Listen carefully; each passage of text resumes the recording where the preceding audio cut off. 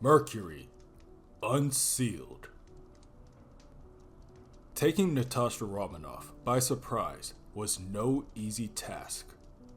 One of the world's most elite spies, better known as Black Widow, she had been trained at a young age by her handlers in the Red Room to anticipate every eventuality. Of all her many skills, it was the one she took the most pride in. Even when the world itself was on the brink of disaster, nothing ever caught her off guard. At least, until today. When she first came to Tokyo, it was on a special mission for the Resistance. She was gathering intel that could help her fellow freedom fighters in their ongoing battle against Victor Von Doom, the tyrannical ruler of Latveria who had been spreading his iron grip across the world, one country at a time. But after that initial operation, she found herself feeling at home in this strange city. More at home than she had ever felt in decades. Natasha may not have looked a day over 30 on the surface, but she had actually been in the spy game for more than 100 years now. Her prolonged youth and vitality were the side effects of an experimental life-extending serum given to her by the late, great Nick Fury. Not quite the infinity formula, but it still was effective. She had never imagined that she'd live to see the year 2099, let alone still be in the field.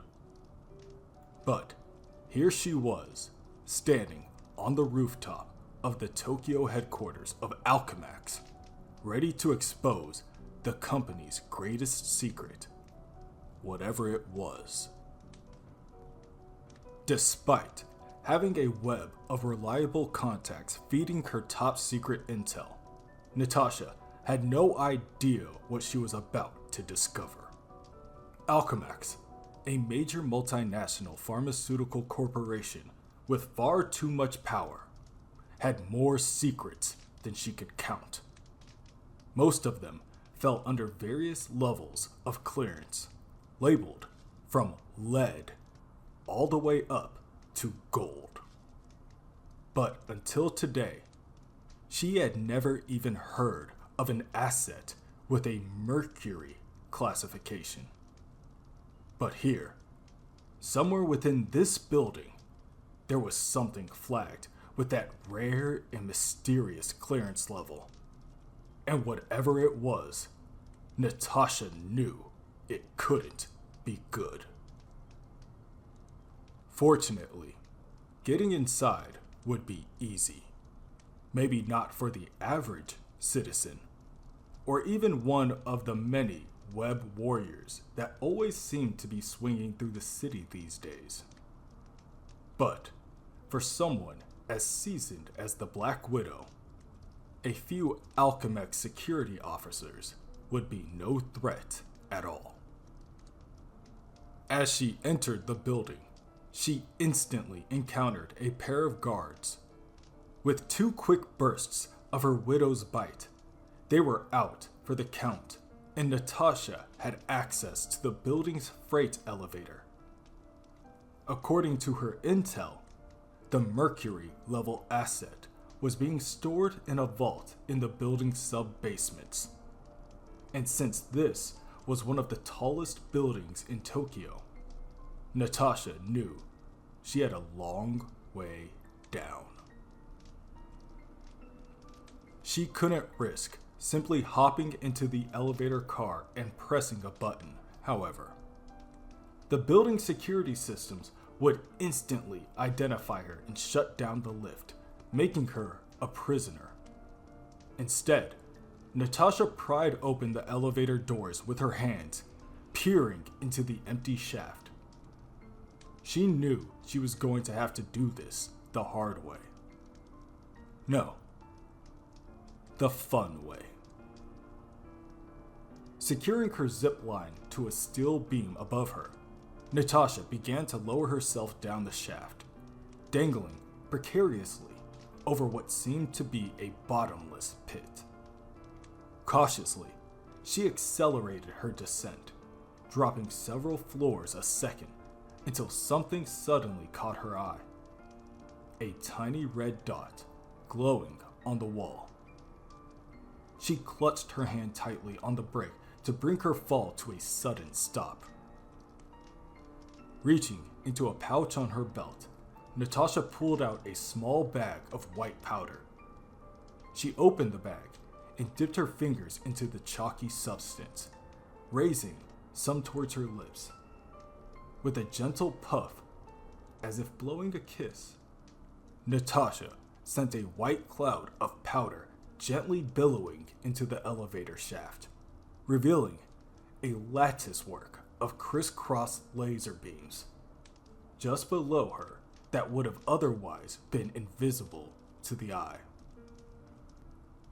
"Guess this is my stop," Natasha said, pulling herself over to a closed elevator door and prying it open from the inside. She was only halfway down the elevator, but she would have to go the rest of the way on foot. Luckily, it was the middle of the night, and all of Alchemax's employees had already gone home for the day. So, there were no regular civilians in danger. Entering the stairwell, she continued her descent towards the building's lowest levels as stealthily as possible. Occasionally, she crossed paths with a security guard on patrol, but managed to take them out with ease.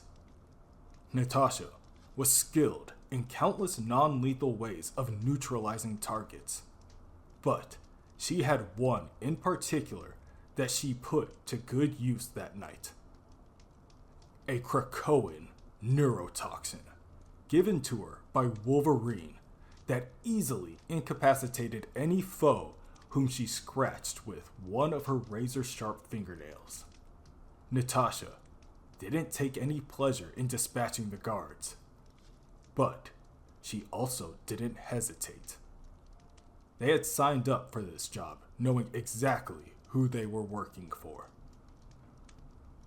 Finally, after what seemed like hours, Natasha found herself at a thick metal door 5 levels below the building's lobby. The door had a high-tech keypad next to it, limiting access to only those with the proper code, which was changed daily.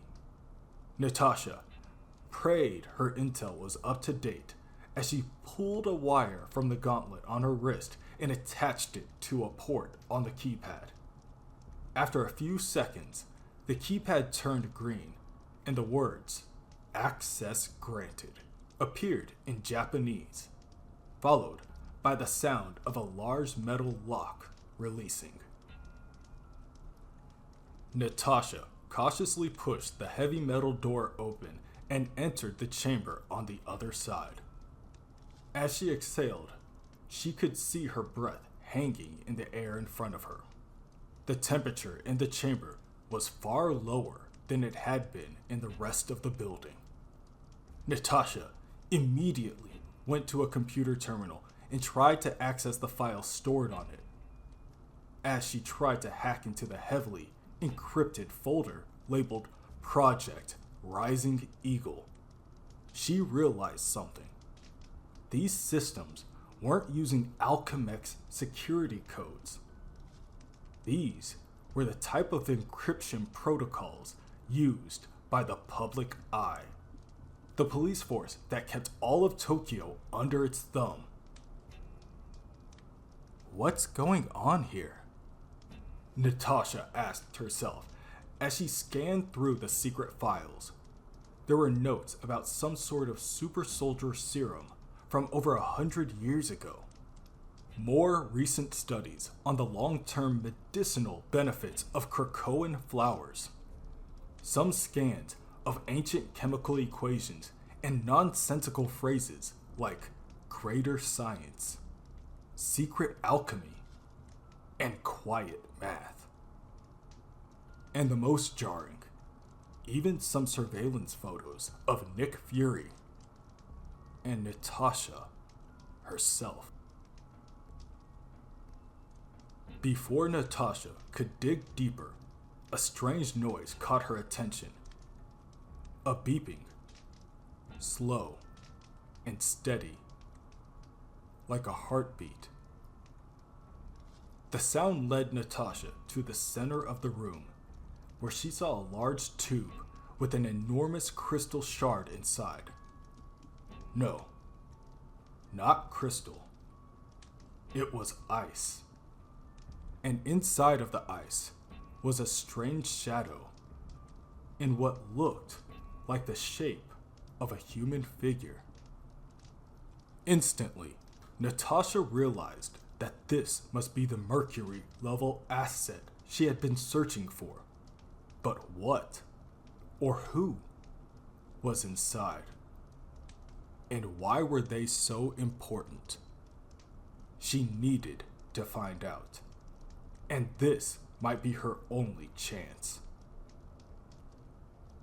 Accessing the terminal, she initiated the thawing sequence.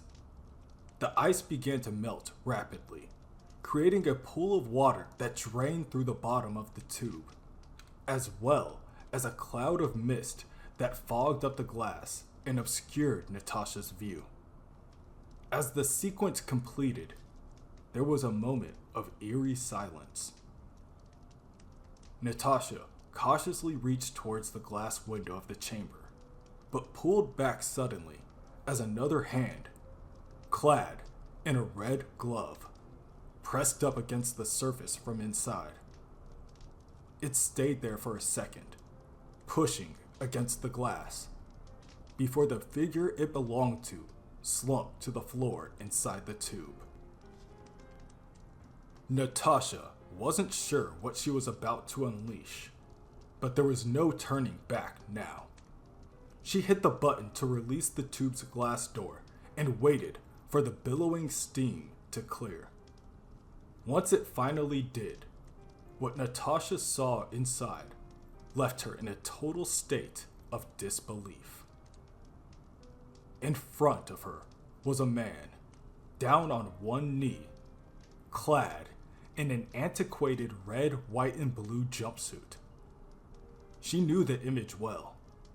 She had seen it over and over again during her days in the Red Room as a symbol of everything that Mother Russia stood against during the Cold War. Captain America.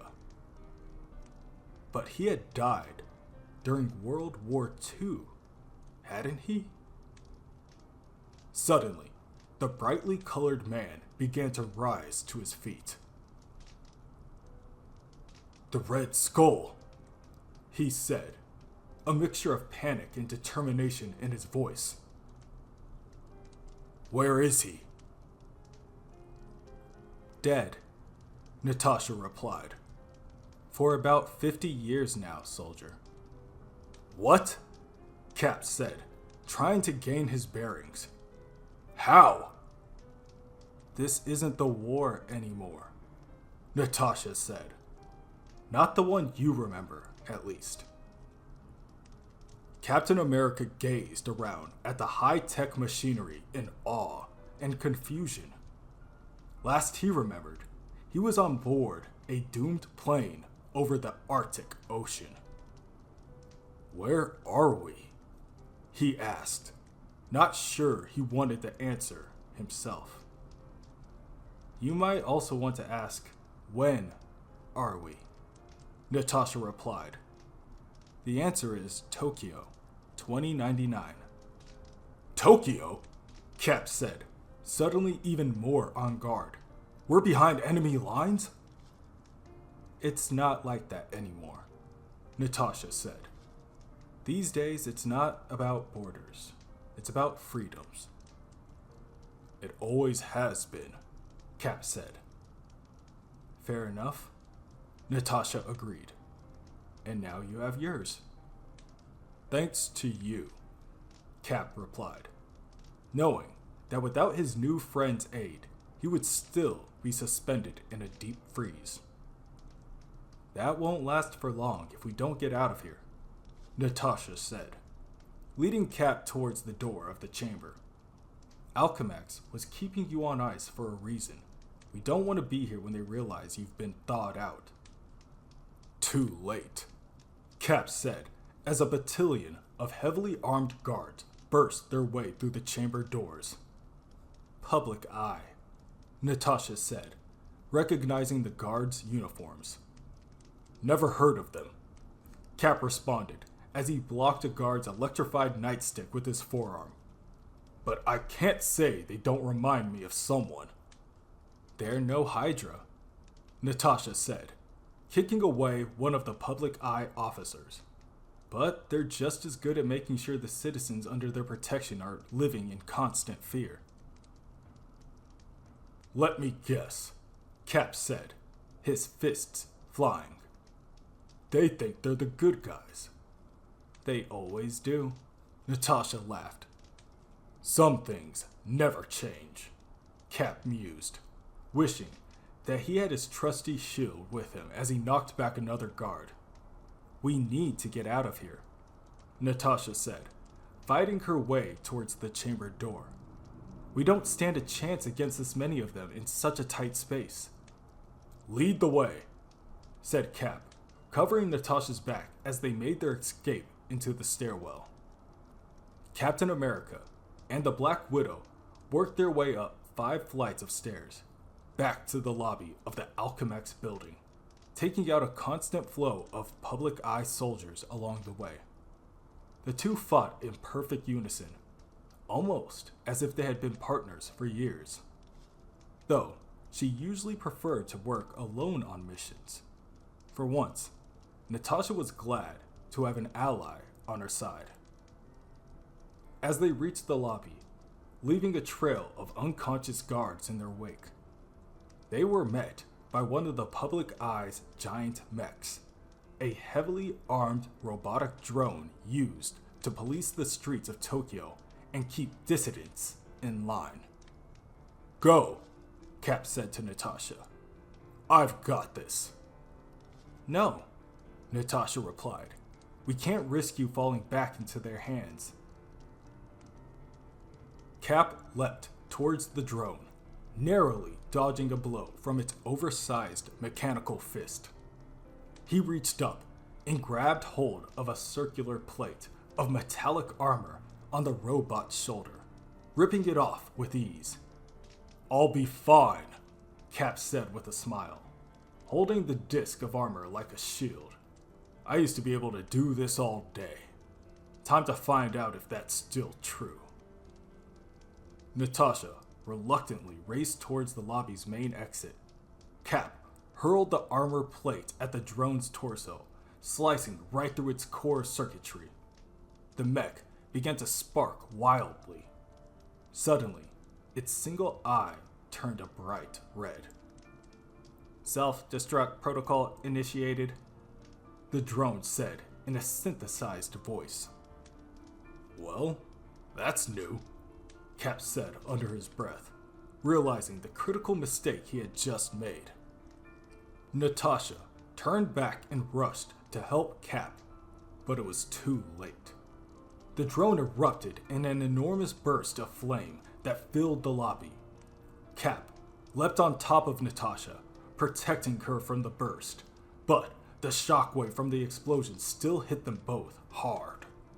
Natasha's vision went blurry as she hit the ground. Moments passed, and she regained her senses.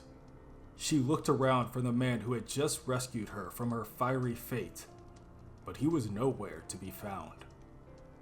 Where had he gone? The answer would have to wait. Sirens were blazing nearby.